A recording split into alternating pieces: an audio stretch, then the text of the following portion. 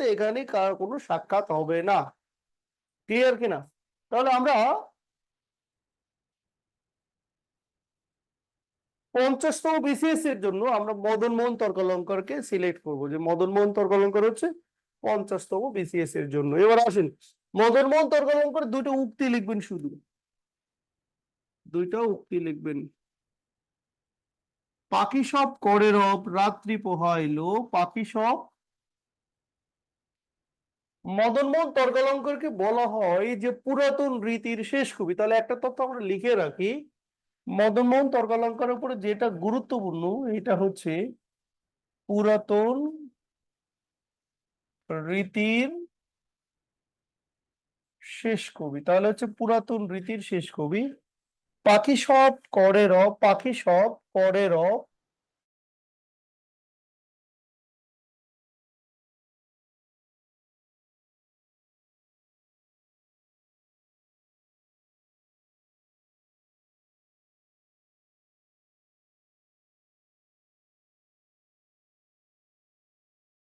রাত।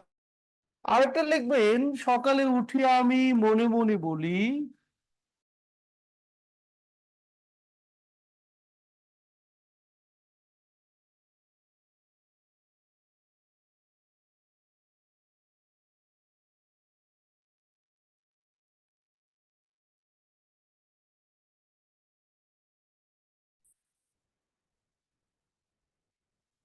হ্যালো, এ দেলোয়ার ভাইকে ডাক দাও তো, দেলোয়ার ভাইকে ডাক দাও তো।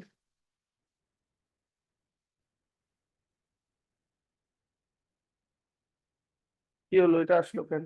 তাহলে দেখেন, আমরা এখানে বলবো যে সকালে উঠিয়া আমি মনে মনে বলি, সারাদিন আমি যেন ভালো হয়ে চলি। ওকে, মদন মোহন তর্কালঙ্কারের উপরে আমরা তিনটা তথ্য বলবো। এক নম্বর হচ্ছে পুরাতন রীতি শেষ কবি, দুই নম্বর হচ্ছে তার দুইটা বিখ্যাত উক্তি, পাখি সব করে রব রাত্রি পোহাইলো। এরকম হয়ে গেল কেন?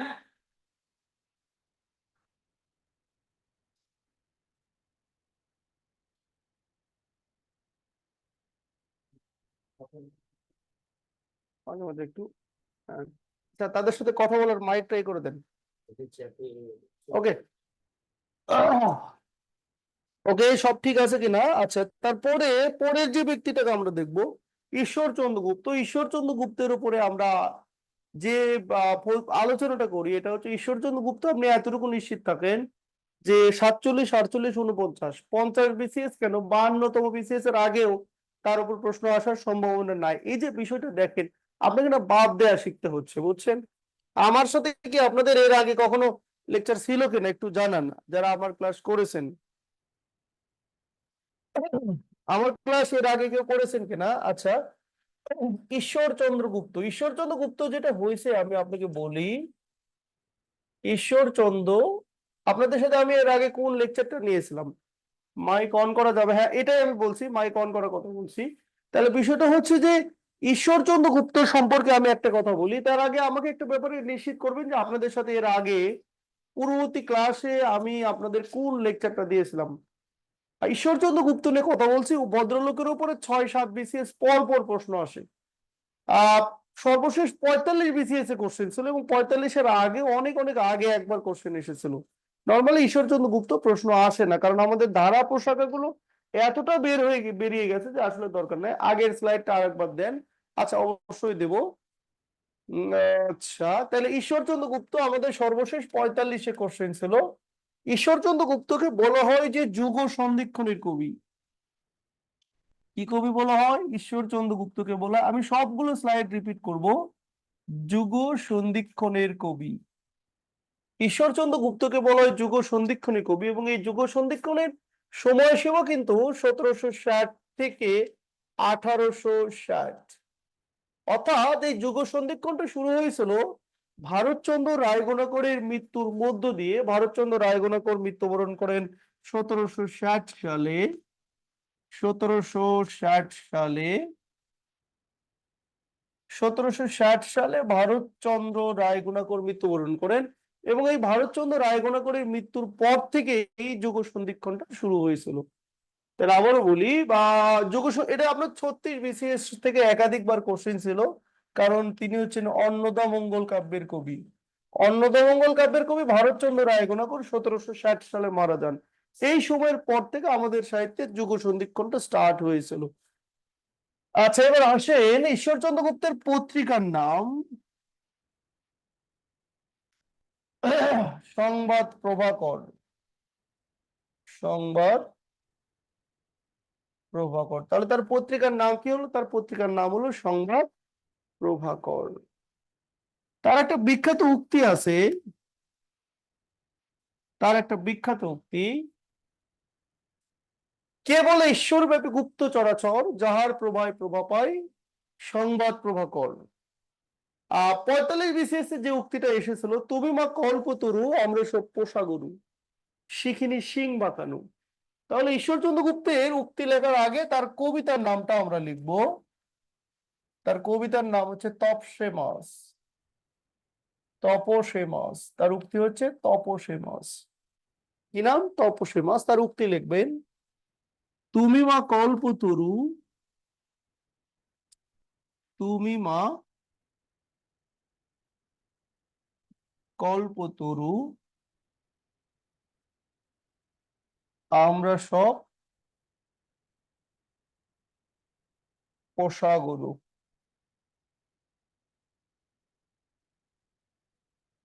তুমি মা কল্পতরু আমরা সব পোষা গরু, সেখানে শিং বাঁকানো। তুমি মা কল্পতরু আমরা সব পোষা গরু, তুমি বিশাল বড় একটা গাছ, এই গাছের নিচে জন্মানো ছোট্ট ছোট্ট ঘাস হচ্ছে আমরা, যেগুলো খেয়ে আমরা বেঁচে থাকি। তাহলে তুমি মা কল্পতরু আমরা সব পোষা গরু। তাহলে আবারও বলি, ঈশ্বরচন্দ্র গুপ্ত হচ্ছে যুগ সন্ধিক্ষণের কবি। এই যুগ সন্ধিক্ষণের সময়সীমা 1760 থেকে 1860। 1760 সালে ভারতচন্দ্রের মৃত্যুর পর থেকে এটার যাত্রা শুরু হয়েছিল। তার পত্রিকার নাম ছিল সংবাদ প্রভাকর, এবং তার একটা বিখ্যাত উক্তি, তুমি মা কল্পতরু আমরা সব পোষা গরু। হয়েছে কিনা এই পর্যন্ত বলেন তো? এবার আমরা পরের আইটেমে যাই, এখান থেকে কিন্তু কোশ্চেন থাকবে না। আগে আপনাকে যেটা করতে হবে বুঝছেন, সবচেয়ে গুরুত্বপূর্ণ যেটা লিটারেচারের জন্য, সাহিত্যের জন্য আপনাকে টার্গেট নিতে হবে। টার্গেটটা 1 নম্বর হচ্ছে প্রাচীন যুগ, আমার এইখান থেকে প্রশ্ন আসবে একটা, আমার এখানে গড় এবার হচ্ছে 30টা প্রশ্ন আসে। মধ্যযুগে আপনার এখানে প্রশ্ন আছে 4টা, এখানে 200টার মতো তথ্য আছে। আর আধুনিক যুগকে আপনাকে ভাগ করতে হবে। আধুনিক যুগ থেকে প্রশ্ন হবে আপনার কয়টা বলেন? হচ্ছে 15টা। এইগুলো আপনাকে না ভাগ করতে হবে। এবার আপনি কি কি পড়বেন আর কি কি পড়বেন না, যেমন ধরেন আমরা যদি প্রাচীন যুগে যাই, তাহলে চর্যাপদ, এর আগের বারে কোশ্চেনটা ছিল 46 বিসিএস এ ফলপ্রসূ শাস্ত্রী কেন্দ্রিক, তাহলে নর্মালি এবার আর শাস্ত্রী কেন্দ্রিক প্রশ্ন হবে না। বুঝতে পারছেন কি আপনারা? আপনারা বুঝতেছেন তো না? পরের আইটেমে যাই, আমাদের পরের আইটেমটা হচ্ছে উপন্যাস। পরের আইটেমটা হচ্ছে উপন্যাস। এখান থেকে প্রশ্ন আসে 2টা। কয়টা? 2টা। আপনারা কি পড়বেন বলেন? আমি শুরুতেই বলছি, এখান থেকে প্রশ্ন আসে 2টা। আপনারা যেটা করবেন, ইন্টারমিডিয়েটের সহপাঠ বইটা ভালো করে পড়বেন। ইন্টারমিডিয়েটের সহপাঠ বইটা ভালো করে পড়লে আপনি 2টা প্রশ্ন কমন পাবেন, কারণ এখনকার কোশ্চেন গুলো আর গতানুগতিক কোশ্চেন গুলোর মতো হচ্ছে না। এবার বলুন তো, বাংলা সাহিত্যে প্রথম উপন্যাস কোনটি? বাংলা সাহিত্যে প্রথম উপন্যাস কোনটি? আমি অপশন দিচ্ছি, আপনাকে বাছাই করতে হবে। কোশ্চেন নম্বর 1, বাংলা সাহিত্যে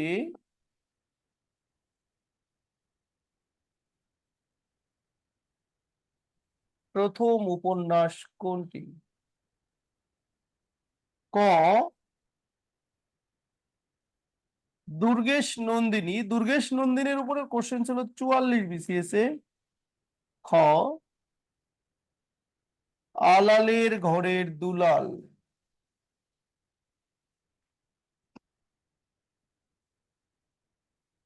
গ ফুলমণি ও করুণার বিবরণ। আপনারা কি দেখতে পাচ্ছেন, শুনতে পাচ্ছেন? ফুলমণি ও জি স্যার। করুণার বিবরণ। গুড। এবং ঘ আমাদের দরকার নেই। তাহলে কোনটা হবে? রূপা আপা লিখছেন। আচ্ছা, এমডি হাসান সর্দার ভাই কোথা থেকে দেখতেছেন? হাসান সর্দার ভাই, স্যার, আলালের ঘরে দুলাল হবে।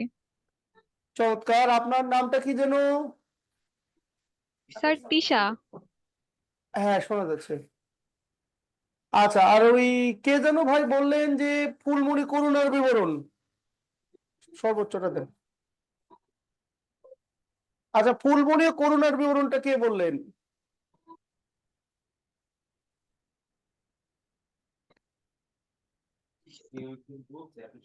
আপনারা শুনতেছেন তো?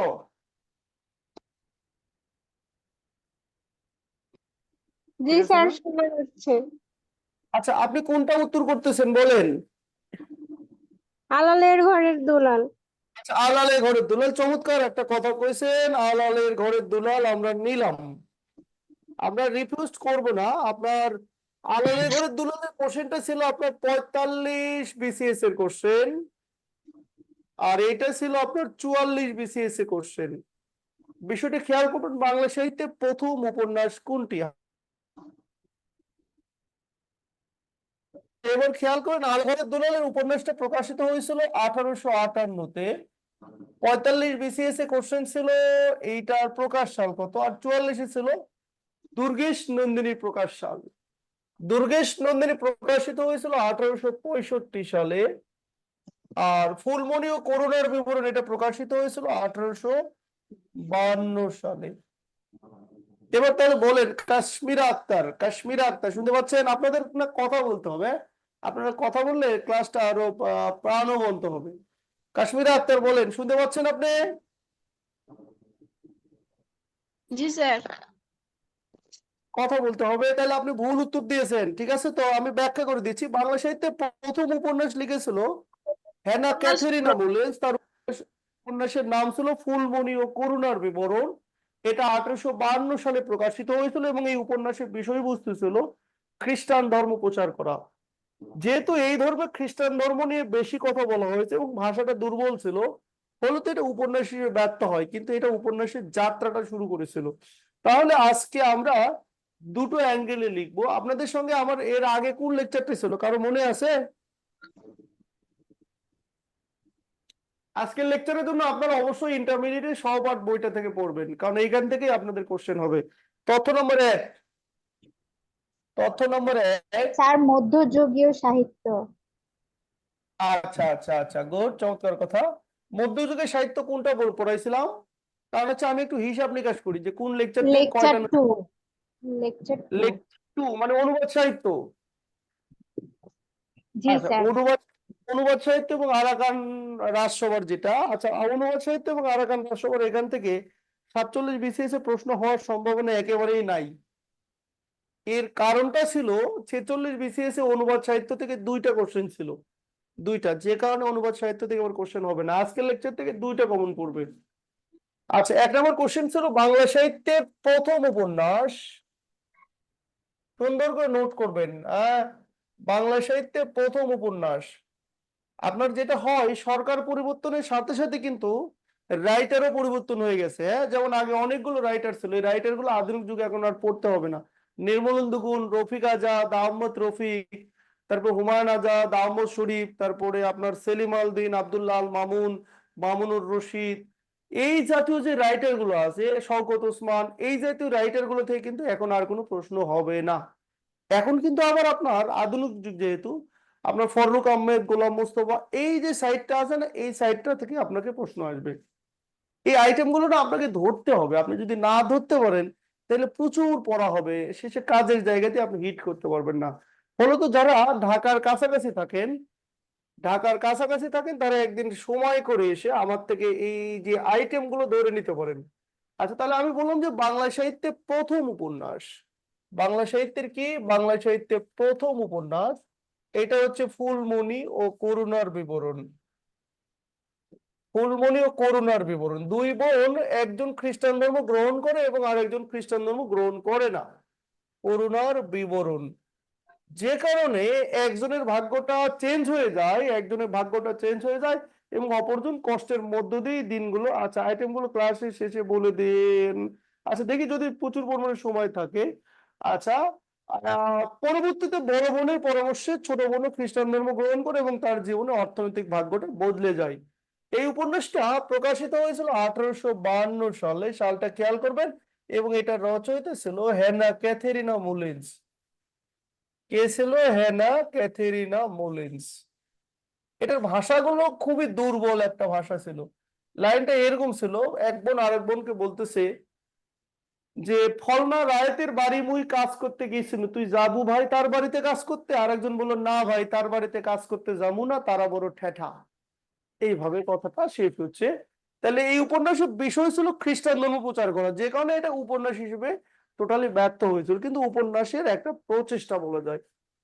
এবার লিখবেন, ভাষাটা খেয়াল করেন, বাঙালি কর্তৃক রচিত, বাঙালি কর্তৃক রচিত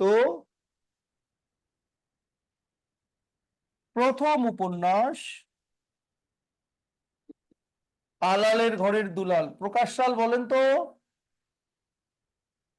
সুন্দর একটা নোট করে হবে আজকে, আলালের ঘরের দুলাল। 58 সাল স্যার, 1858। 1858। এটা আসার সম্ভাবনা নাই, কারণ এটা যেহেতু আগেরটাই চলে আসছে। স্যার গতে তো উপন্যাস তৈরি মাত্র। হ্যাঁ, উপন্যাস তৈরি প্রয়াস ছিল মাত্র, মানেই ওটা উপন্যাস।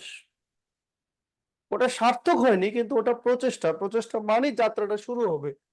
আচ্ছা, এটা রচয়িতা ছিল প্যারীচাঁদ মিত্র। রচয়িতা ছিল প্যারীচাঁদ মিত্র। তো প্যারীচাঁদ মিত্রের উপরে সর্বশেষ এই 45 বিসিএস বাদে 40 বিসিএস এ কোশ্চেন ছিল, 40 বিসিএস এ কোশ্চেন ছিল, যে কারণে এটা কিন্তু বেশ আপনার গুরুত্বপূর্ণ। প্যারীচাঁদ মিত্র, প্যারীচাঁদ মিত্রের দুটো গ্রন্থের নাম লিখে রাখবেন, তার দুটো গ্রন্থের নাম আপনার দরকার। এক নম্বর হচ্ছে আধ্যাত্মিকা, এটা 40 বিসিএস এ প্রিলির কোশ্চেন ছিল, এটা ছিল উপন্যাস, এটা ছিল উপন্যাস। এবং আরেকটা লিখবেন, মদ খাওয়া বড় দায়। মদ খাওয়া বড় দায়, জাত রাখার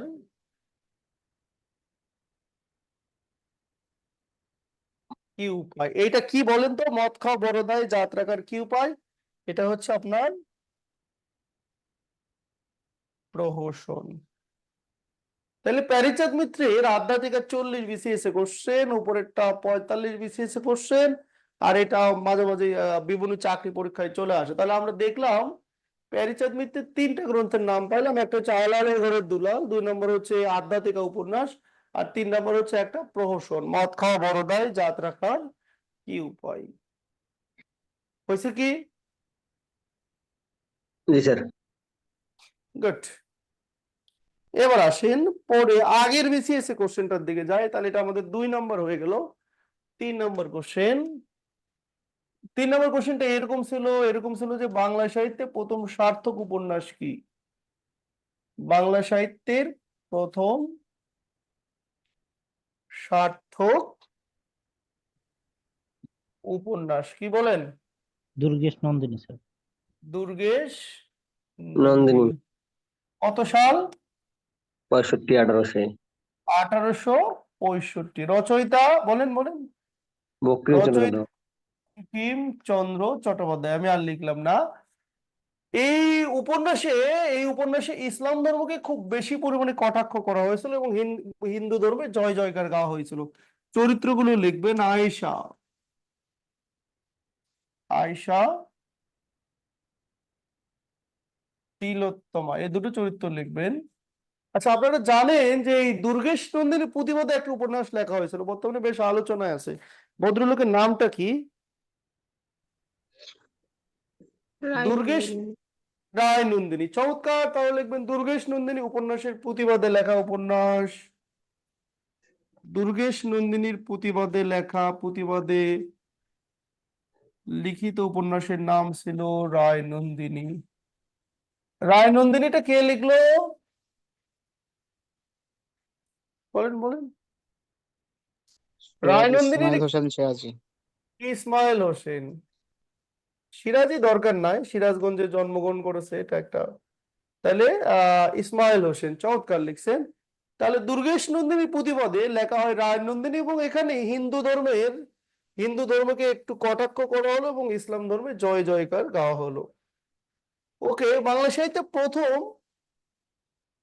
ইতিহাস ধর্মী উপন্যাস বা ইতিহাস কেন্দ্রিক উপন্যাস যদি আমরা ধরি, তাহলে এইটা 41-এ কোশ্চেন ছিল, এটা হবে সীতারাম।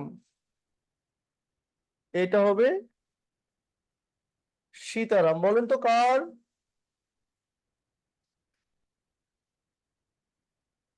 বঙ্কিমচন্দ্র। বঙ্কিমচন্দ্র চট্টোপাধ্যায়। হ্যাঁ, আচ্ছা, এবার আসেন, লিখবেন বাংলা সাহিত্যে প্রথম রাজনৈতিক উপন্যাস।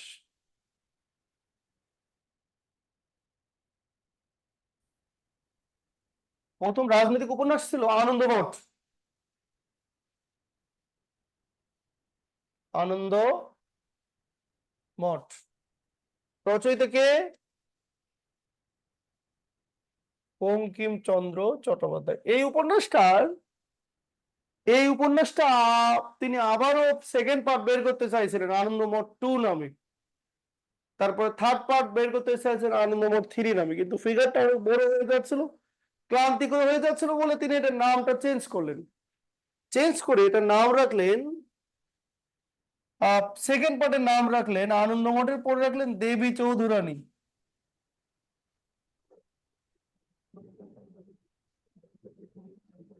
এবং আরেকটা হচ্ছে সীতারাম। এই যে আনন্দমঠ, দেবী চৌধুরানী, সীতারাম, এটা হচ্ছে ত্রয়ী উপন্যাস।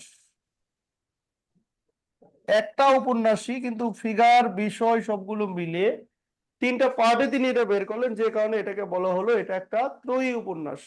বাংলা সাহিত্যে এটা একটা ত্রয়ী উপন্যাস, আনন্দমঠ, দেবী চৌধুরানী এবং আরেকটা হচ্ছে সীতারাম। ক্লিয়ার কিনা বলেন? জি স্যার। এরকম আর একটা ত্রয়ী উপন্যাস লিখছিল, আমি উপন্যাসের নাম বলবো, আপনাকে বলতে হবে এটা কে লিখছে। বাংলা সাহিত্যে এরকম ত্রয়ী উপন্যাসের আইটেম আছে দুটো, একটা হচ্ছে গণদেবতা, বিভিন্ন পরীক্ষায় প্রায় সময় আসে, পঞ্চগ্রাম, ধাত্রী দেবতা। গণদেবতা, পঞ্চগ্রাম, ধাত্রী দেবতা কার বলেন? নবীন চন্দ্র সেন। উত্তরটা ভুল হয়েছে, আপনার সঠিক হলে আমি বলবো। ডক্টর শরীফুল ইসলাম ভাই, কোথা থেকে দেখতেছেন আপনি? ঢাকাতে আছে। চন্দ্র চট্টোপাধ্যায়। আচ্ছা, গণদেবতা, পঞ্চগ্রাম, ধাত্রী দেবতা, এটা বলেন কার লেখা? মাঝে মাঝে তো আসে। বন্দ্যোপাধ্যায়। উত্তর হচ্ছে তারা শঙ্কর বন্দ্যোপাধ্যায়। অভিনন্দন আপনাকে। উত্তর হচ্ছে তারা শঙ্কর বন্দ্যোপাধ্যায়। তারা শঙ্কর বন্দ্যোপাধ্যায়। ওকে, আসেন। বাংলা সাহিত্যে প্রথম, এটা কত নম্বর হবে?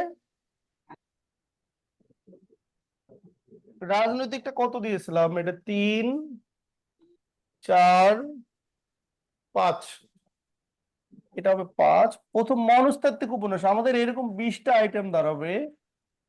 প্রথম মনস্তাত্ত্বিক উপন্যাস রজনী। রজনী উতলা হইল।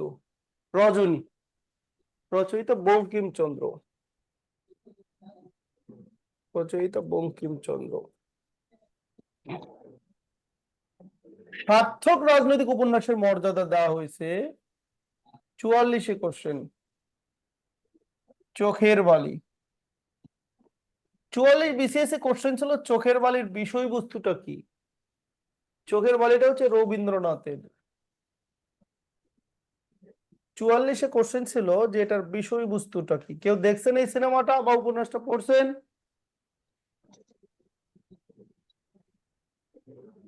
আমি অপশন দিই তো, হ্যাঁ, দেখি আপনারা ধরতে পারেন কিনা।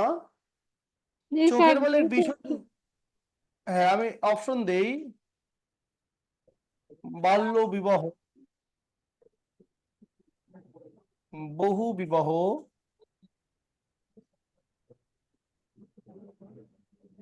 বিধবা বিবাহ,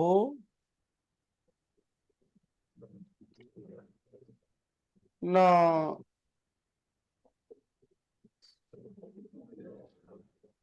কৌলিন্য বিবাহ। বিধবা বিবাহ স্যার। বিধবা বিবাহ। তো বলছেন তাহলে এটা 44 BCS কোশ্চেন ছিল, যে চোখের বালির বিষয়বস্তু ছিল বিধবা বিবাহ। এখানে চরিত্রগুলো আমরা লিখবো বিধবা বিবাহ। হ্যাঁ, ভালো কথা বলছেন। আচ্ছা, বিধবা বিবাহ চালু করেছিল কে? বিধবা বিবাহ চালু করেছিল বিদ্যাসাগর। ঈশ্বরচন্দ্র বিদ্যাসাগর। আমরা এখানে লিখবো 1 নম্বর হচ্ছে মহেন্দ্র। চরিত্রগুলো লিখবেন মহেন্দ্র, বিহারীলাল, বিনোদিনী, মহেন্দ্র, বিহারীলাল, বিনোদিনী এবং আরেকটা হচ্ছে আশালতা। আশালতা। তাহলে এই চোখের বালির 4টা গুরুত্বপূর্ণ চরিত্র, একটা হচ্ছে মহেন্দ্রলাল, বিহারীলাল, বিনোদিনী এবং আরেকটা হচ্ছে আশালতা। এর বাইরেও কিন্তু একটা খুবই গুরুত্বপূর্ণ চরিত্র আছে। চরিত্রটা ছিল মহেন্দ্রের মা, যিনি উপন্যাসের ঘটনা নিয়ন্ত্রণ করেছেন। তার নাম ছিল রাজলক্ষ্মী, যোগমায়া। হ্যাঁ, রাজলক্ষ্মী, রাজলক্ষ্মী। আরেকটা বিষয় মাথায় রাখবেন, এরকম আরেকটা গুরুত্বপূর্ণ চরিত্র আছে, চরিত্রটার নাম হচ্ছে যোগমায়া। এটা কিন্তু আমার শেষের কবিতা উপন্যাসে লেখা হয়েছে। কি আপনাদের এ পর্যন্ত? জি স্যার। স্যার। ওকে, পরের আইটেমে যাই। 46 BCS কোশ্চেন ছিল। কয় নম্বর হবে ভাই এটা? 6 না 7? 7। 7। আচ্ছা, তাহলে একটু ঠিক করে নেন। গল্পধর্মী উপন্যাস, এটা 46 কোশ্চেন। গল্পধর্মী উপন্যাস, এটা 46 কোশ্চেন। তাহলে এটা 7 হবে। এটা হবে চতুরঙ্গ। কার বলেন তো? এই দুটো ঝামেলা যাতে না হয়, এটা নোটের মধ্যে রাখবেন।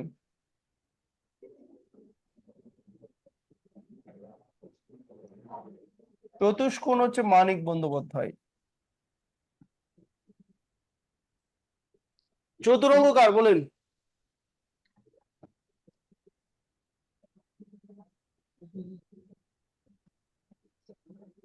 রবীন্দ্রনাথ। চমৎকার কথা বলছেন। চতুরঙ্গ হচ্ছে রবীন্দ্রনাথের। চতুরঙ্গ হচ্ছে রবীন্দ্রনাথ ঠাকুরের। রবীন্দ্রনাথ ঠাকুরের যেটা ছিল আপনার, রবীন্দ্রনাথ ঠাকুরের 4টা ছোট গল্প ছিল। এই 4টা ছোট গল্প মিলে একটা উপন্যাস তৈরি হয়েছে। এই 4টা ছোট গল্পের নাম ছিল শচীশ, শচীশ, দামিনী, জ্যাঠামশাই,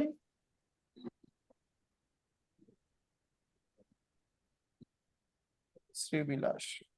4টা চরিত্র লিখবেন, শচীশ, দামিনী, জ্যাঠামশাই, শ্রীবিলাস। 46 সম্ভবত শচীশ,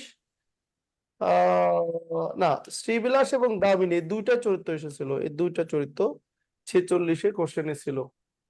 যে দামিনী এবং শ্রীবিলাস, এটা চরিত্রটি কোন উপন্যাসের? হয়েছে কিনা?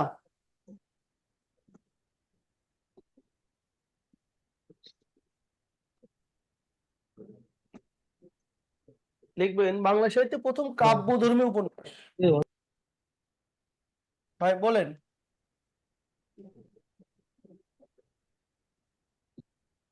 বাংলা সাহিত্যে প্রথম কাব্যধর্মী উপন্যাস। আমি একটা সংলাপ বলবো, বলতে হবে এটা কোন উপন্যাসের সংলাপ। অনেকেই জানেন।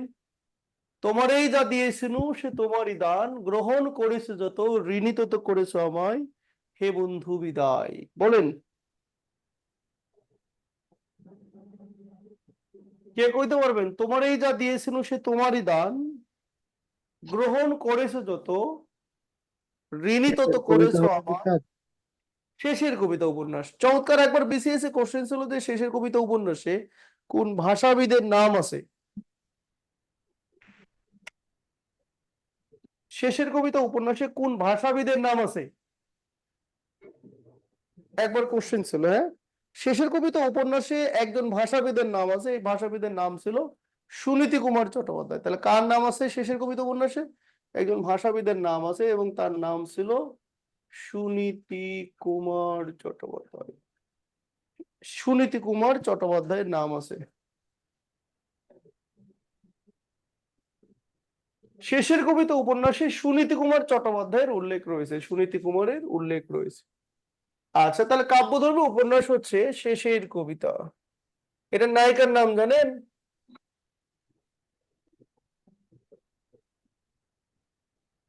শেষের কবিতার নায়িকা কে? হ্যাঁ, লাবণ্য। আপনার ছেলেদের এই উপন্যাসটা পড়া দরকার, বুঝছেন? অমিত রায় যাদের প্রেম করার খুবই ইচ্ছা আর মেয়েদের স্বভাব চরিত্র জানতে চান, তারা লাবণ্যকে বিচার করবেন। লাবণ্য, পানি দিন। লাবণ্যকে দেখলে আপনাদের বিয়ে করার শখ কিন্তু মিটে যাবে, প্রেম করার শখটাও মিটে যাবে, বুঝছেন? এবং একটা বিষয় মাথায় রাখবে, দেখবেন যে ওই মেয়ে বারবার বলতে, তুমি তাকে বিয়ে করো না, তুমি যাকে ভালোবাসো, তুমি তাকে বিয়ে করো, তোমাকে যে ভালোবাসে। মেসেজ একটাই। আচ্ছা, এবার আমরা চলে আসি, কাব্যধর্মী উপন্যাস গেল, গল্পধর্মী উপন্যাস চলে গেল। এবার আমরা 9 নম্বর আইটেমের দিকে যদি যাত্রা করি, তাহলে আমরা দেখব আচ্ছা, আমরা কি সার্থক মনস্তাত্ত্বিক উপন্যাসের কথা তো বলেছিলাম, তাই না? বাংলা সাহিত্য মনস্তাত্ত্বিক আচ্ছা, এবার লিখবেন আত্মজীবনীমূলক উপন্যাস। এবার লিখবেন আত্মজীবনীমূলক উপন্যাস। স্যার, 4টি ছোট গল্প নিয়ে উপন্যাসটার নাম বুঝলাম না। আচ্ছা, রবীন্দ্রনাথ ঠাকুরের 4টা ছোট গল্প ছিল, শচীশ, দামিনী, জ্যাঠামশাই, শ্রীবিলাস, এই নামে 4টা গল্প ছিল। 4টা গল্প পরবর্তীতে একটা উপন্যাসে কনভার্ট করেন। উপন্যাসে কনভার্ট করে এটা নাম দিয়েছিলেন চতুরঙ্গ। এখানে 4টা রবীন্দ্রনাথ ঠাকুরের গল্প মিলে একটা উপন্যাস হয়েছে, যে কারণে এটাকে বলা হয় যে এটা আসলে একটা গল্পধর্মী উপন্যাস। এবং এই উপন্যাসের চরিত্র হচ্ছে 4টা চরিত্র, 4জন 4জনের সম্পর্কে বলে যাচ্ছে। আত্মজীবনীমূলক উপন্যাস হচ্ছে উদাসীন পথিকের মনের কথা। উদাসীন পথিকের মনের কথা। তো উদাসীন পথিকের মনের কথা যে ব্যাপারটা হলো, এখান থেকে রিটেনের কোশ্চেন প্রায় সময় চলে আসে। এটা কার বলেন তো? মীর মশাররফ হোসেন। মীর মশাররফ হোসেন। এটা আমাদের রিটেনের কোশ্চেন। হ্যাঁ, যে রিটেনে একটা কমন কোশ্চেন, যে 6টি আত্মজীবনমূলক উপন্যাসের নাম লিখুন। আপনারা একই সাথে 4টা উপন্যাসের নাম লিখে রাখবেন, এটা একটা নোটের মধ্যে রাখবেন, নোট। তাহলে উদাসীন পথিকের মনের কথা একটা চলে গেল। এবার আমরা 2 নম্বরটা ধরবো, গাজী মিয়ার বস্তানি। গাজী মিয়ার বস্তানি। গাজী মিয়ার বস্তানি এটা হচ্ছে কার বলেন? আপনার রাইটের নামগুলো বলবেন। 3 নম্বর হচ্ছে পথের মীর মোশাররফ পাঁচালী। হোসেন। গুড। পথের পাঁচালী, এটা সালটা সহ পড়বেন, সাল সহ পড়বেন 1929।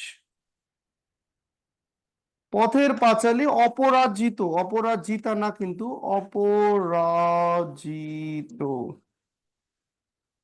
5 নম্বর লিখবেন মাল্যবান। মাল্যবান। 6 নম্বরে লিখবেন শ্রীকান্ত। 6 নম্বরে লিখবেন শ্রীকান্ত। এই তোমার পানি দিতে করেছিলাম, পানি পানি ও দিয়েছো।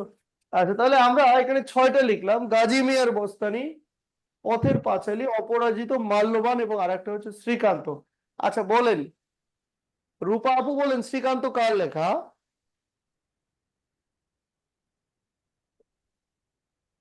মুক্তা মাহমুদ বলেন, শ্রীকান্ত কার লেখা? একজন লিখছেন শরৎ চন্দ্র, ভালো কথা বলছেন, গুড।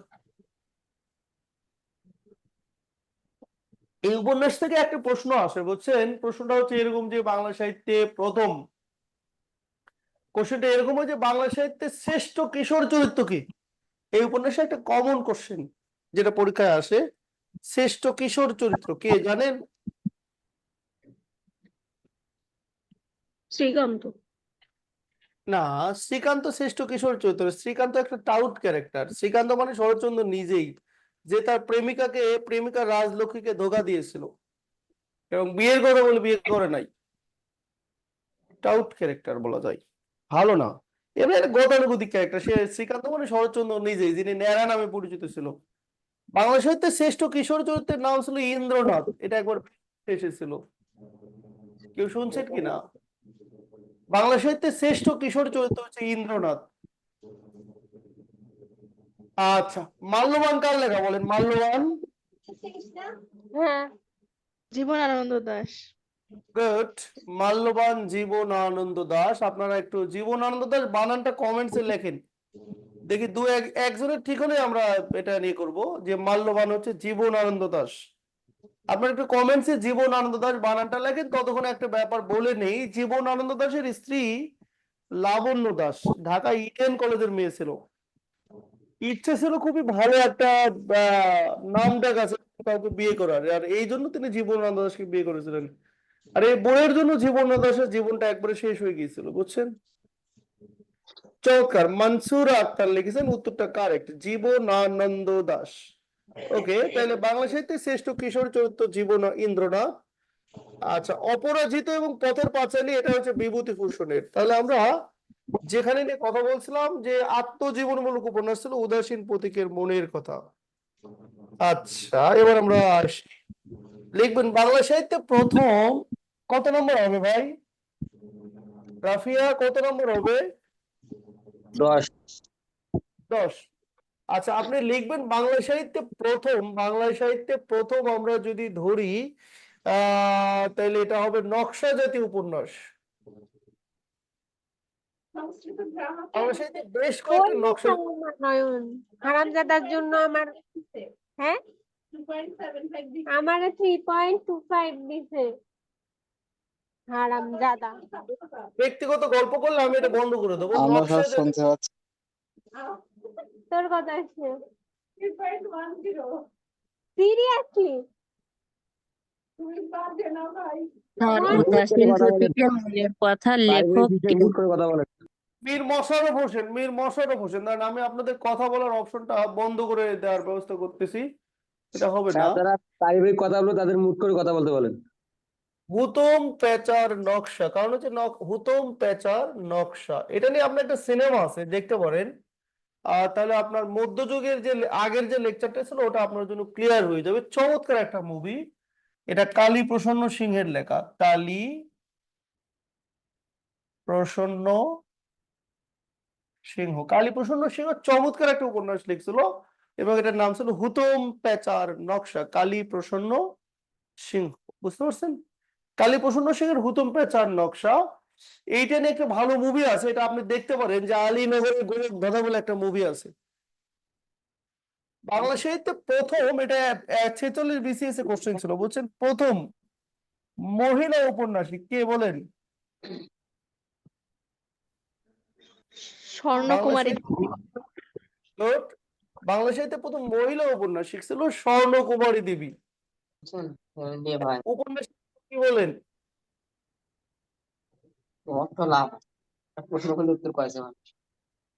হ্যাঁ বলেন,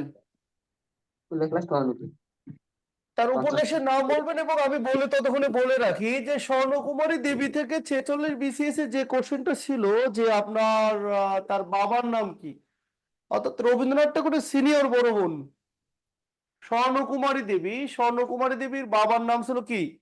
যিনি রবীন্দ্রনাথ ঠাকুরের বাবা তিনি স্বর্ণকুমারী দেবীরও বাবা, তাহলে তার বাবার নাম ছিল দেবেন্দ্রনাথ ঠাকুর। দেবেন্দ্রনাথ, তার বাবার নাম ছিল দেবেন্দ্রনাথ ঠাকুর, এবং এটা ছিল 46 BCS এ কোশ্চেন। এই স্বর্ণকুমারী দেবীর একটা বিখ্যাত উপন্যাসের নাম লিখবেন, হুগলির ইমামবাড়ি। তার এইটা লিখে রাখবেন, হুগলির, এমনিতে আর কয়েক BCS আসবে না, এটা হুগলির ইমামবাড়ি। এটা যেহেতু 46, তার মানে দেখতেছেন এই যে আমি যে আইটেম গুলো তৈরি করে দিচ্ছি এখান থেকে কিন্তু কোশ্চেন থাকতেছে। এটা তার বাবা। পরের আইটেমে গেলাম, 12 নম্বর আইটেমে লিখবেন প্রথম মহিলা ঔপন্যাসিক, প্রথম মুসলিম মহিলা ঔপন্যাসিক। মুসলিম মহিলা ঔপন্যাসিক, প্রথম মুসলিম মহিলা ঔপন্যাসিক। আগে একসময় মাঝে মাঝেই কোশ্চেন আসতো, নওয়াব ফয়জুন্নেসা চৌধুরানী।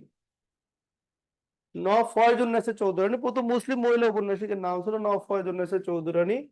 তার উপন্যাসের নাম ছিল রূপজালাল। রূপ জালাল। প্রথম মুসলিম মহিলা ঔপন্যাসিকের নাম ছিল ফয়জুন্নেসা চৌধুরানী এবং তার উপন্যাসের নাম ছিল রূপ জালাল। তার উপন্যাসের নাম রূপ জালাল। হয়েছে কিনা?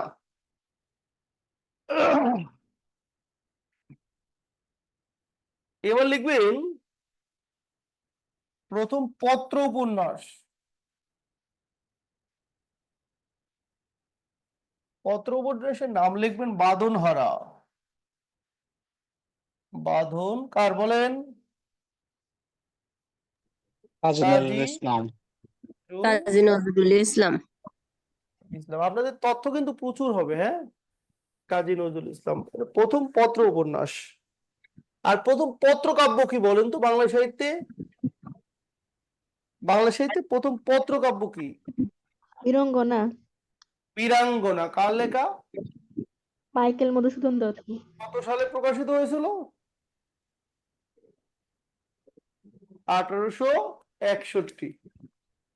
আচ্ছা, এবার আসেন প্রথম পত্র উপন্যাস বাঁধনহারা। এবার লিখব দেশভাগ কেন্দ্রিক প্রথম উপন্যাস।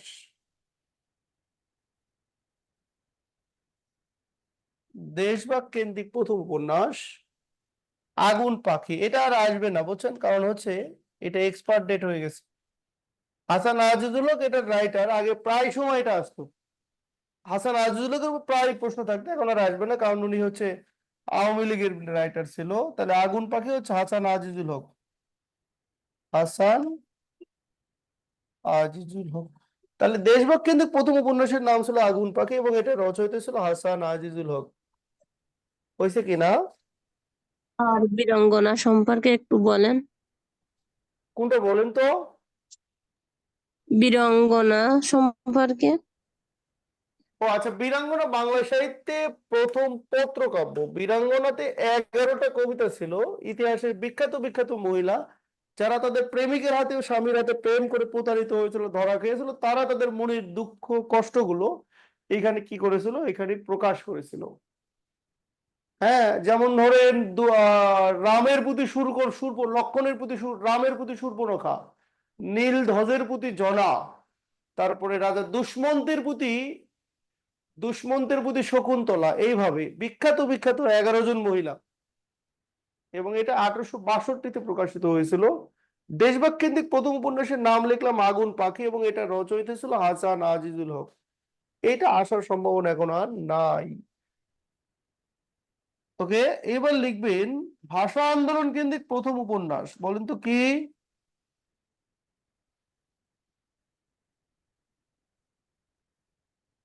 ভাষা আন্দোলন কেন্দ্রিক প্রথম উপন্যাস আরেক ফাল্গুন। রাইটার কে বলেন? জয়রায়ান। জহিরায়নের একটা বিখ্যাত মুক্তিযুদ্ধ ভিত্তিক ছোট গল্প আছে, যেটার জন্য তিনি ব্যাপক নাম কামিয়েছিলেন। এই গল্পটার নাম ছিল সময়ের প্রয়োজনে। এবং ভদ্রলোক মুক্তিযুদ্ধ ভিত্তিক একটা বিখ্যাত গল্প লিখে বিখ্যাত হয়েছিলেন। গল্পটার নাম ছিল হচ্ছে 21-এর গল্প। এবং আরেকটা তার বিখ্যাত ভাষা আন্দোলন কেন্দ্রিক গল্প ছিল। এটা হচ্ছে আপনার সূর্যগ্রহণ বলে একটা বিখ্যাত গল্প গ্রন্থ ছিল। তাহলে একটা গল্প গ্রন্থ, একটা গল্প, একটা উপন্যাস, এই তার তিনটা বিখ্যাত সাহিত্যকর্ম। পরে পরে যে প্রশ্ন, এটা আপনাদের জন্য একটা কুইজ থাকলো। যিনি সবার আগে বলতে পারবেন তিনি আমার পক্ষ থেকে একটা দুধ চা পাবেন, যদি ঢাকায় আপনার সাথে কখনো সাক্ষাৎ হয়। তবে সঠিক উত্তরটা দিতে হবে।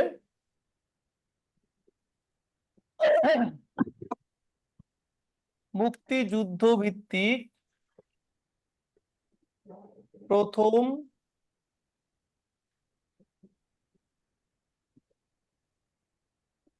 উপন্যাসের নাম কি? আমি অপশন দিচ্ছি: 71-এর দিনগুলি, 71-এর দিনগুলি, রাইফেল রুটি আওরাত।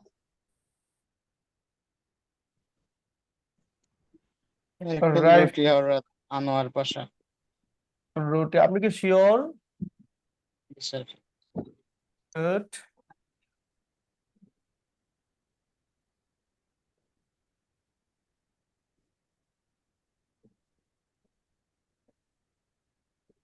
একটি কালো মেয়ের কথা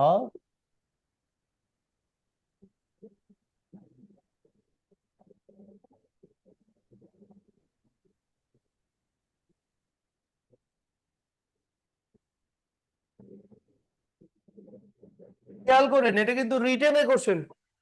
রাইফেল রুটে আওরাতের মাঝখানে আমি কমা দিয়েছি, আপনি যদি কমা না দেন তাহলে কিন্তু এখানে জিরো মারে দেবে, বুঝতে পারছেন? 15-তে জিরো দিয়ে দেবে। হ্যাঁ, তাহলে এখানে আপনি কমা দেবেন। রসনারা, রসনারা আপনি কোথা থেকে দেখতেছেন? ডক্টর হেলেনা, ডক্টর হেলেনা আপনি কোথা থেকে? হ্যাঁ, জি জি, ডক্টর হেলেনা আপনি কোথা থেকে দেখতেছেন? স্যার আমি ঢাকা থেকে, আমি বাসা থাকি। আচ্ছা আচ্ছা, আপনার কি কমপ্লিট হয়ে গেছে? জি স্যার। কোন ডিপার্টমেন্ট ছিল আপনার? স্যার আমি এমবিবিএস পাশ করে এখন অফিস কাহিনীতে আছি, এফসিবিএস কোর্স। আচ্ছা আচ্ছা, অভিনন্দন, আপনার উত্তরটা সঠিক হয়েছে, এই জন্য আপনাকে জিজ্ঞাসা করলাম। আচ্ছা, আপনারা কে কে যেন বললেন যে রাইফেল রুটি আওরাত। আচ্ছা, আমরা একটু আরেকটু দেখি। এটা ছিল আপনার, যদি আমরা ধরি তাহলে 40 বিসিএস এ কোশ্চেন ছিল যে নিচের কোনটি মুক্তিযুদ্ধ ভিত্তিক উপন্যাস। বাকিগুলো অপশন ছিল না, অপশনে ছিল একটি কালো মেয়ের কথা। তারাশঙ্কর বন্দ্যোপাধ্যায়ের এটা একটা মুক্তিযুদ্ধ ভিত্তিক উপন্যাস, বুঝতে পারছেন? সুন্দর করে বুঝবেন, তারাশঙ্কর বন্দ্যোপাধ্যায়ের এটা একটা মুক্তিযুদ্ধ ভিত্তিক উপন্যাস এবং এই উপন্যাসটা প্রকাশিত হয়েছিল 1972 সালে। 1972 সালে জানুয়ারিতে এটা প্রকাশিত হয়েছিল। এবার আসেন, একটি কালো মেয়ের কথা লেখার পরে তারাশঙ্করের উপরে রিস্ক নেমে আসলো, হুমকি দামকি, জীবনে মৃত্যু ঝুঁকি নেমে আসলো, তখন তিনি নামটা চেঞ্জ করলেন। নামটা চেঞ্জ করে তিনি এটার নাম রাখলেন 1971। তাহলে একটি কালো মেয়ের কথার অপর নাম হচ্ছে 1971। আচ্ছা, 41 বিসিএস এ কোশ্চেন ছিল কোন উপন্যাসের প্রকাশ সাল 1972। আচ্ছা, আমি উত্তরটা ওটা বলে দিচ্ছি। 41 বিসিএস এ কোশ্চেন, কোন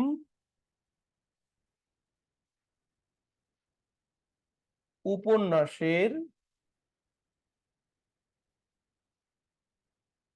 প্রকাশ সাল 1972? 1 নম্বর 1971, 2 নম্বর, এটা বাজারের বইগুলোতে ভুল দেয়া আছে, বুঝছেন? রাইফেল রুটি আওরাত। ভাই এবার তার উত্তর দেন। 1971। 1971, চমৎকার। আচ্ছা, রূপা আপা আপনি কি বুঝতে পারছেন? এবার আপনি একটু ইয়েতে আসেন, মাইকে আসেন।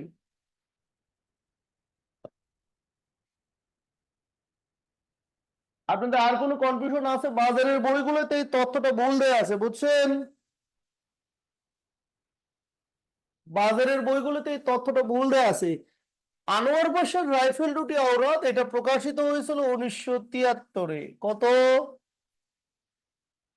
রাইফেল রুটি আওরাত প্রকাশিত হয়েছিল 1973-এ, আর একটি কালো মেয়ের কথা প্রকাশিত হয়েছিল 1972-এ। এটা 41 বিসিএস এর প্রিলির কোশ্চেন, সুন্দর করে দেখবেন। একসাথে 40 এবং 41 দুটোতেই তার উপরে কোশ্চেন ছিল। তাহলে মুক্তিযুদ্ধ ভিত্তিক প্রথম উপন্যাস হচ্ছে একটি কালো মেয়ের কথা বা 1971। এখানে যে কালো মেয়েটার কথা বলা হচ্ছে, এই কালো মেয়েটার নাম ছিল নাজমা। কার নাম হচ্ছে নাজমা, এবং এখানকার যে নায়ক ছিল তার নাম ছিল ডেভিড আর্মস্ট্রং। এদেশে আসার পরে তিনি নাম ধারণ করেছেন মনসুর আলী, এবং তিনি আওয়ামী লীগের রাজনীতি করতেন, এবং তিনি বলতেন যে আওয়ামী লীগের রাজনীতি বলতে আমি একমাত্র ভাসানীর রাজনীতিকেই বুঝে থাকি। তার স্ত্রীর নাম ছিল ছায়া। ছায়ার তখন আপনার ঢাকা ইউনিভার্সিটির চারুকলা স্টুডেন্ট ছিল, এবং ছায়ার সাথে তার বিয়ে হয়। সন্তান জন্ম দিতে গিয়ে তার মৃত্যু ঘটে যায়। ছায়ার মৃত্যুর পর থেকে এই ডেভিড আর্মস্ট্রং এর জীবনে যে পরিবর্তন, এগুলো এখানে প্রাধান্য হয়। এবং এই উপন্যাসের শেষে যে নাজমাকে দেখব, এই নাজমাকে ধর্ষণ করে হত্যা করে জুলফিকার, এবং উপন্যাসটা উৎসর্গ করা হয়েছিল মুক্তিযুদ্ধের নির্যাতিত নারী সমাজকে। ক্লিয়ার কিনা ভাই?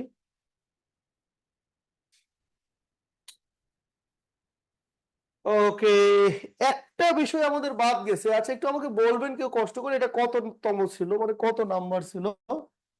পরের কোশ্চেনটা হবে যে আপনার গণ অভ্যুত্থান কেন্দ্রিক প্রথম উপন্যাস। স্যার 17। 17, হ্যাঁ। আপনাদের কনফিউশন গুলো ক্লিয়ার করতে হবে। কনফিউশন ক্লিয়ার হচ্ছে না? গণ অভ্যুত্থান কেন্দ্রিক প্রথম উপন্যাস, গণ অভ্যুত্থান কেন্দ্রিক প্রথম উপন্যাস এটা হচ্ছে কৃতদাসের হাসি। বানানটা একটু সুন্দর করে লিখবেন, কৃতদাসের হাসি। স্টুডেন্টরা ভুলেতে এইটা লেখে, এটা কিন্তু ভুল। জাহাকুলাত বা গোলামের হাসি। কৃতদাসের হাসি এটা রচয়িতা হচ্ছে শওকত ওসমান। শওকত ওসমান, এবং এই উপন্যাসের জন্য তিনি আদমজী পুরস্কার পেয়েছিলেন। কি পুরস্কার পেয়েছিলেন?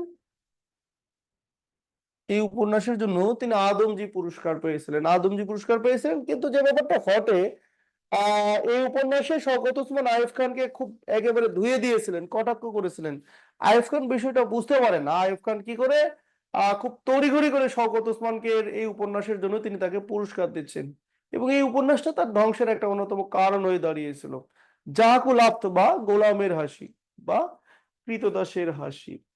তো আমি একটা বিষয় বলে রাখি, শওকত ওসমান আগের বিসিএস গুলো থেকে প্রায় সকল চাকরি পরীক্ষা এসেছিল, কারণ তার ছেলে টেকনোক্রেট মন্ত্রী ছিল আসিফ ওসমান, অর্থাৎ আওয়ামী লীগের খুবই শক্তিশালী একজন ব্যক্তি ছিল, যে কারণে শওকত ওসমান এখন একবারে নিষিদ্ধ, পড়ার প্রয়োজন নাই। ক্লিয়ার কিনা?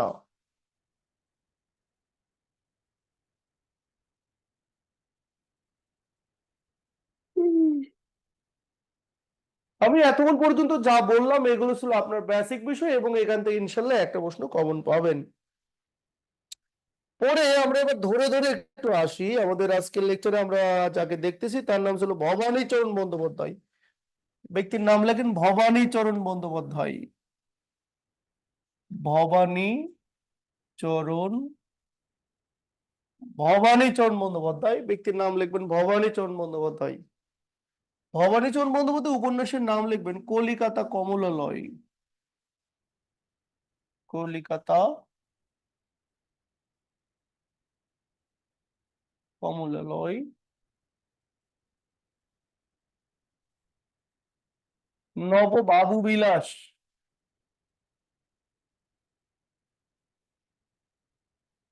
3 নম্বর হচ্ছে নব বিবি বিলাস। তাহলে আমরা কি কি পাইলাম? আমরা পাইলাম ভবানীচরণ বন্দ্যোপাধ্যায়ের 3টা উপন্যাস, একটা হচ্ছে কলিকাতা কমলালয়, 2 নম্বর হচ্ছে নব বাবু বিলাস, এবং 3 নম্বর হচ্ছে নব বিবি বিলাস। 3টা উপন্যাস, কলিকাতা কমলালয়, নব বাবু বিলাস, এবং আরেকটা হচ্ছে নব বিবি বিলাস। ওকে, ভবানীচরণ বন্দ্যোপাধ্যায়ের পরে আমরা আমাদের লেকচারে যাকে দেখতেছি তার নাম হচ্ছে হেনা ক্যাথেরিনা মুলেন্স। হেনা ক্যাথেরিনা মুলেন্সের উপরে আপনার নোট অলরেডি করা আছে, ফুলমণি করুণার বিবরণ দেখতে পাচ্ছি। প্যারিচাঁদ মিত্র, তার উপরে আমরা 3টা তথ্য অলরেডি লিখে ফেলেছি। আলালি ঘোরের দুলাল, আধ্যাত্মিক এবং মদ খাওয়া বড়দাই, যাত্রা খাওয়ার কি উপায়। কালীপ্রসন্ন সিং এর হুতুম পেঁচাটাও লিখছি, স্বর্ণকুমারী দেবীর নামটাও লিখছি, ফয়জুন্নেসা চৌধুরীর নামটাও লিখছি। এখন আমাদের বাকি আছে মীর মোশাররফ হোসেন। আমার মনে হয় মীর মোশাররফ হোসেনও বেশ কিছু দূর আগায় ফেলছি, তাহলে আমরা লিখবো মীর মোশাররফ হোসেন। ক্লাসটা করে কি উপকার হচ্ছে বলে মনে হচ্ছে? আমি প্রত্যেকটা মিনিটের হিসাব করি, বুঝছেন, আপনাদের যাতে টাইম নষ্ট না হয়। মীর মোশাররফ হোসেন। মীর মোশাররফ হোসেনের উপরে 47-এ প্রশ্ন থাকবে থাকবে এবং থাকবে। কারণটা হচ্ছে 46-এ বঙ্কিম ছিল, বিদ্যাসাগর ছিল, তাহলে 46-এ আর 47-এ আছে হচ্ছে এখানে আপনার মধুসূদন আর মীর মোশাররফ হোসেন। মীর মোশাররফ হোসেনের 2টো উপন্যাসের নাম আমরা অলরেডি আগেই লিখছি। একটা ছিল উদাসীন প্রতীকের মনের কথা, 2 নম্বর ছিল গাজী মিয়ার বস্তানি।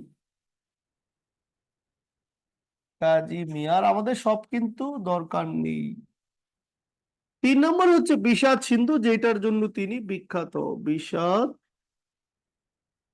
আচ্ছা, আপনার কেউ বিষাদ সিন্ধু পড়েছেন? আপনাদের মধ্যে কেউ আছেন যিনি বিষাদ সিন্ধু পড়েছেন? পড়ে থাকলে ইয়েস লিখবেন। আপনাদের মাঝে কেউ কি আছেন যিনি বিষাদ সিন্ধু পড়ছেন? জি স্যার পড়ছি। চমৎকার। আচ্ছা, বিষাদ সিন্ধু উপন্যাসে যেটা এটা লিখবেন, এটা একটি ঐতিহাসিক উপন্যাস। বিষাদ সিন্ধু একটি ঐতিহাসিক উপন্যাস। মীর মশাররফ হোসেন যেটা করেছিলেন এই উপন্যাসে, তিনি ইতিহাস থেকে সরে এসেছিলেন, এবং ইতিহাসকে বিকৃত করেছিলেন। ইতিহাসের নায়ক ছিল হাসান এবং হোসেন।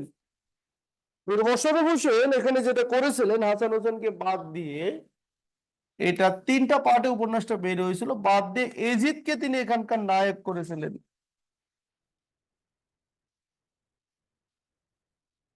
এজিদকে কেন্দ্রীয় চরিত্র হিসেবে ফুটে তুলেছিলেন এজিদ। বিশ্বাস সিন্ধু উপন্যাসের নায়ক বানানো হয়েছিল এজিদকে, এবং এজিদকে কেন্দ্রীয় চরিত্র হিসেবে দেখানো হয়েছিল। বুঝতে পারছেন? সে কারণে বলা হয় যে মীর মশাররফ হোসেন এখানে একটা খারাপ কাজ করেছিলেন। যেমন বঙ্কিম আপনার ধরেন মধুসূদন দত্ত যেটা করেছিলেন, রামায়ণটাকে উল্টায় দিয়েছিলেন। রামায়ণের নায়ক ছিল রাম লক্ষ্মণ, কিন্তু মধুসূদন তাদেরকে কি করলেন, ভিলেন বানালেন। আর ওখানে ভিলেন ছিলেন রাবণ, তাকে এখানে কি করলেন, তাকে এখানে নায়ক বানালেন। তাহলে আমরা পাইলাম উদাসীন প্রতীকের মনের কথা, গাজী মের বস্তানে, বিষাদ সিন্ধু, 3টা পাইলাম। এবং এটা 47-এ কিন্তু থাকবে। 45-এ কোশ্চেন ছিল তার গো জীবনের উপরে। গো জীবন,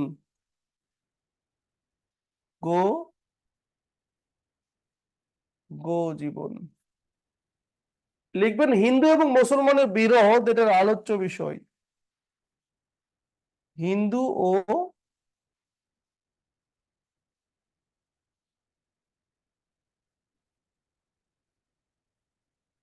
ও মুসলমানের বিরোধ এটার আলোচ্য বিষয়। গো জীবন এটা 45-এ কোশ্চেন ছিল, হিন্দু এবং মুসলমানের বিরোধ এটার আলোচ্য বিষয়।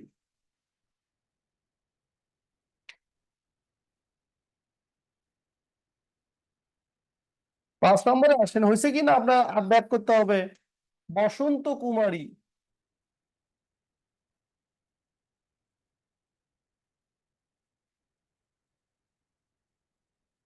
বসন্ত কুমারী এটা লিখবেন। এটা একটা ট্র্যাজেডি নাটক। বসন্ত কুমারী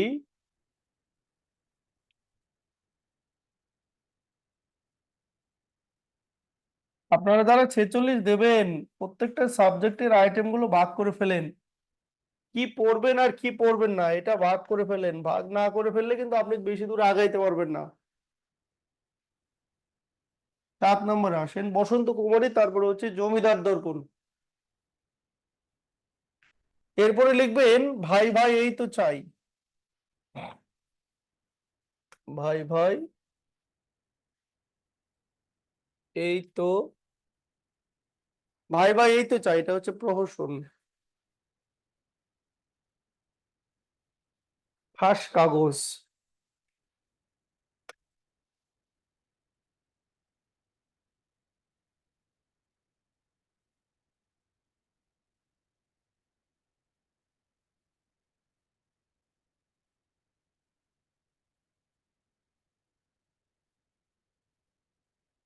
আচ্ছা ভাই ভাই এই তো চাই, প্রহসন, ফাঁস কাগজ, এবং আরেকটা হচ্ছে এর উপায় কি। এই 3টা হচ্ছে প্রহসন। ভাই ভাই এই তো চাই, ফাঁস কাগজ, এবং আরেকটা হচ্ছে এর উপায় কি। এই 3টা হচ্ছে গুরুত্বপূর্ণ প্রহসন তার।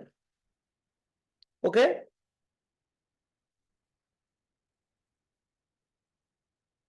তিনি তিনি কাঙ্গাল হরিনাথের সাথে গ্রামবার্তা প্রকাশিকা পত্রিকার সঙ্গেও যুক্ত ছিলেন। তার পত্রিকার নাম আমরা লিখি,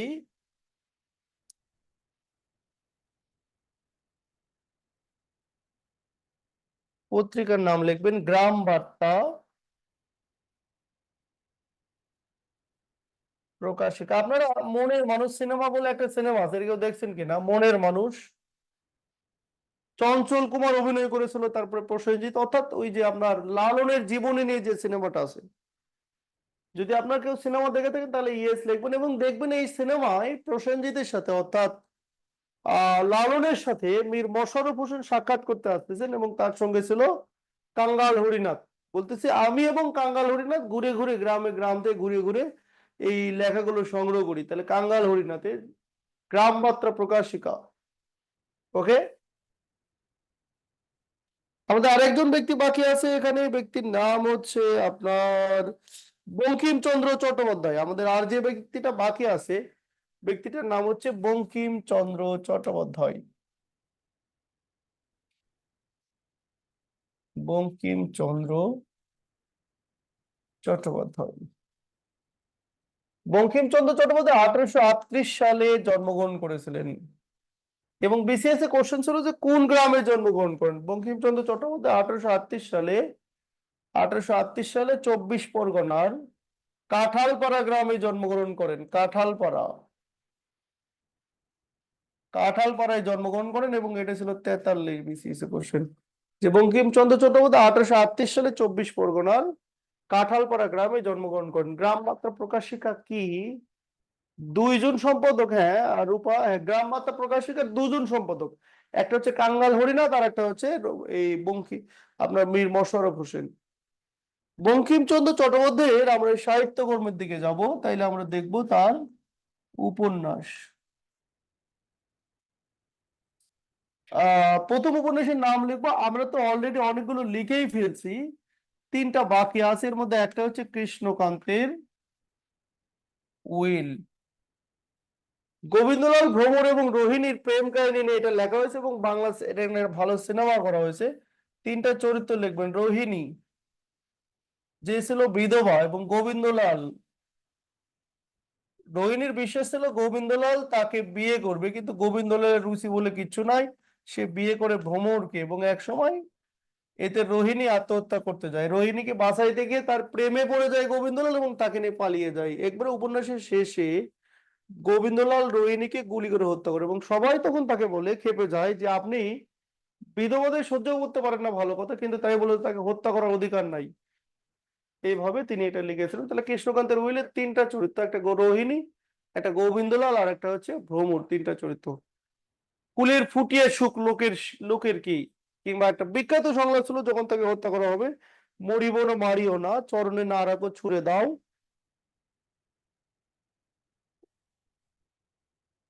আমার নবীন বয়স কচি সুখ। উপন্যাসের নাম লিখবেন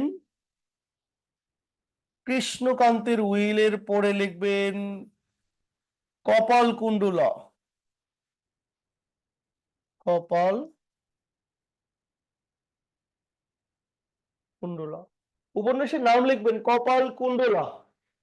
উপন্যাসের নাম লিখবেন কপাল কুণ্ডলা। এটা একটা রোমান্টিক উপন্যাস।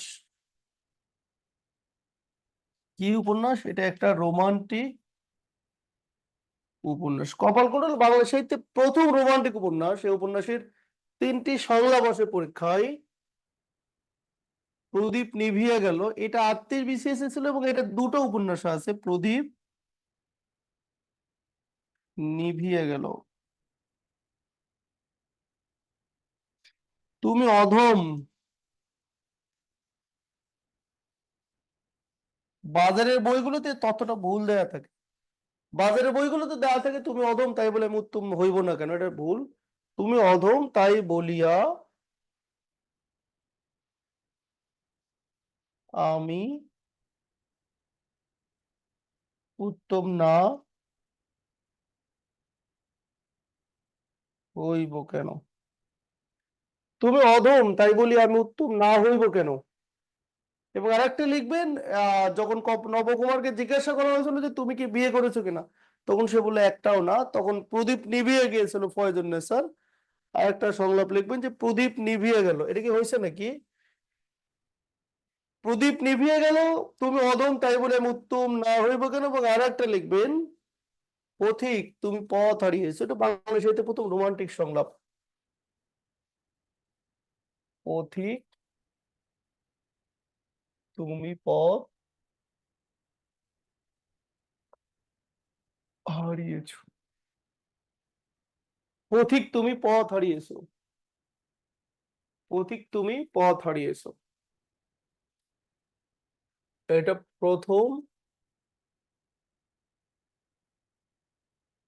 এটা এটা প্রথম রোমান্টিক সংলাপ।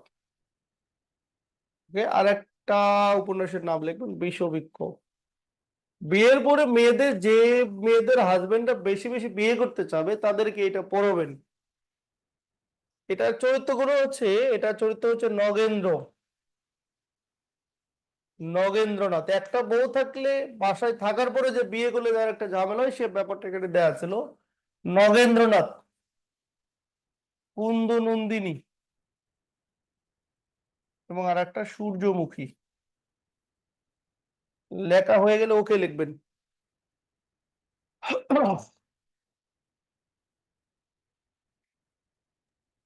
জি স্যার, লেখা হয়েছে। হয়ে গেছে তাই না? জি স্যার।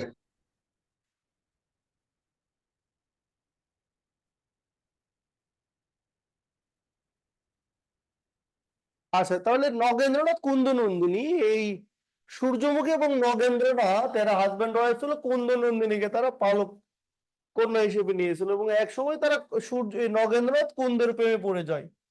বাধ্য হয়ে সূর্যমুখী নগেন্দ্রের সাথে কুন্দমুখী বিয়ে দিয়ে দেয় এবং একসময় বাড়ি থেকে নিরুদ্দেশ হয়ে যায়। নগেন্দ্র একসময় বুঝতে পারে সূর্যমুখী ছিল ত্যাগের প্রতীক আর কুন্দ হচ্ছে ভোগের প্রতীক, অর্থাৎ আমার ভোগে নেই ত্যাগেই সুখ, সুতরাং আমার কোন সূর্যমুখীকে দরকার। সূর্যমুখী সন্ধানে সে বেরিয়ে যায় এবং 1 মাস পরে তাকে খুঁজে বের করে আনে। আর এই সময় কুন্দনন্দিনী বিষকে আত্মহত্যা করে। শেষের লাইন ছিল, লাইনটা এরকম ছিল যে বিষবৃক্ষ রোপণ করিলাম, আশা করে ঘরে ঘরে অমৃত ফুলিবে। ওকে, আসেন এবার বাকিগুলো আমাদের হয়ে গেছে। এবার লিখবেন তার প্রবন্ধ গ্রন্থ। তার প্রবন্ধ গ্রন্থ। প্রবন্ধ গ্রন্থ থেকে যেহেতু 46-এ কোশ্চেন ছিল, সেই তো আর থাকার সম্ভাবনা নাই। একটা হচ্ছে কমলাকান্তের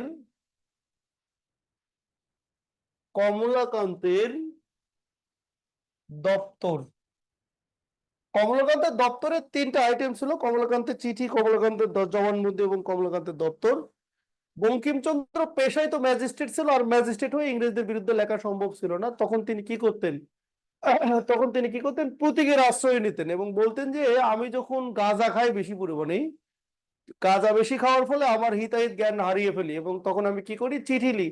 তখন আমি পশু পাখির কথাগুলো বুঝতে পারি এবং তখন তারা যে কথাগুলো বলে, এটাই কমলাকান্তের দপ্তর।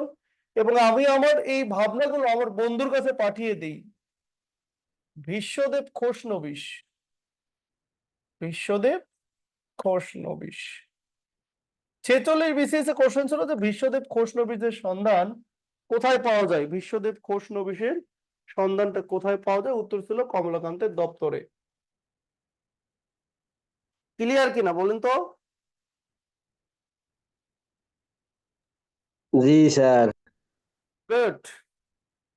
আচ্ছা, আমি আবারও বলি, এই বঙ্কিমের উপরে 47-এর সম্ভাবনা এই প্রবন্ধের উপরে অন্তত থাকবে না, কারণ যেহেতু 46-এ আসছে। আচ্ছা, আর একটা লিখবেন মুচিরাম গুরের জীবন চরিত। মুচিরাম গুরের জীবন চরিত এবং আরেকটা লিখবেন সাম্য। আরেকটা লিখবেন সাম্য। সাম্য কিন্তু তার নিষিদ্ধ গ্রন্থ, বুঝছেন? আমরা যদি একটু হিসাব নিকাশ করি তাইলে 43-এ কোশ্চেনটা এরকম ছিল যে কোনটি আগে নিষিদ্ধ হয়েছিল। আচ্ছা, এটা কিন্তু একটা নিষিদ্ধ গ্রন্থ। আবার কাজী নজরুল ইসলামের যুগবাণীটাও কিন্তু নিষিদ্ধ প্রবন্ধ গ্রন্থ। এই দুইটো প্রবন্ধ গ্রন্থই নিষিদ্ধ হয়েছিল এখন পর্যন্ত সাহিত্যে। তাহলে কাজী নজরুল ইসলামের যুগবাণী এটা একটা নিষিদ্ধ গ্রন্থ, আর আপনার বঙ্কিমের সাম্য একটা নিষিদ্ধ গ্রন্থ। ক্লিয়ার কিনা?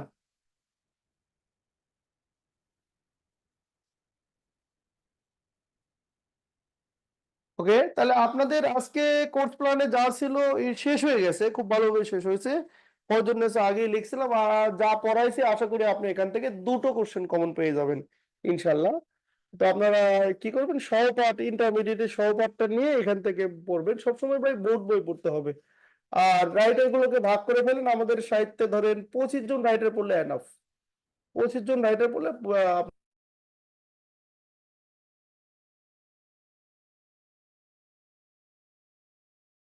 যেটাকে আমরা শিরোনাম দিতে পারি যে মন জানতে চায় আমাদের যে মনটা, একজন অলরেডি। আচ্ছা, আপনাদের কোনো প্রশ্ন আছে কিনা বলেন, কোশ্চেন স্যার, থাকলে বলেন। লেখকের নামগুলো যদি পিডিএফ করে দিতেন, কোন লেখকগুলো পড়বো?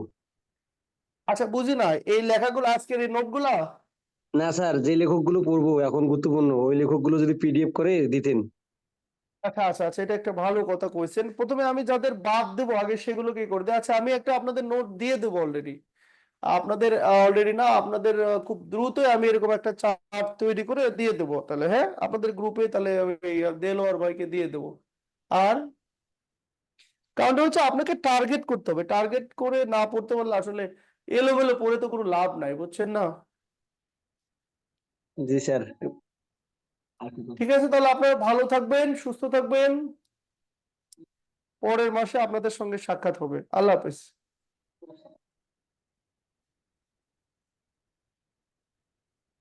পরের মাস করলে পরের মাসে, এই মাস তো শেষ, একটা স্যার এক মাসে ক্লাসে, 2 দিন নাই আর।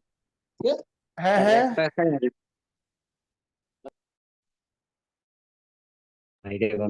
মাসে একটা ক্লাস, হ্যাঁ। তো কয় মাসে শেষ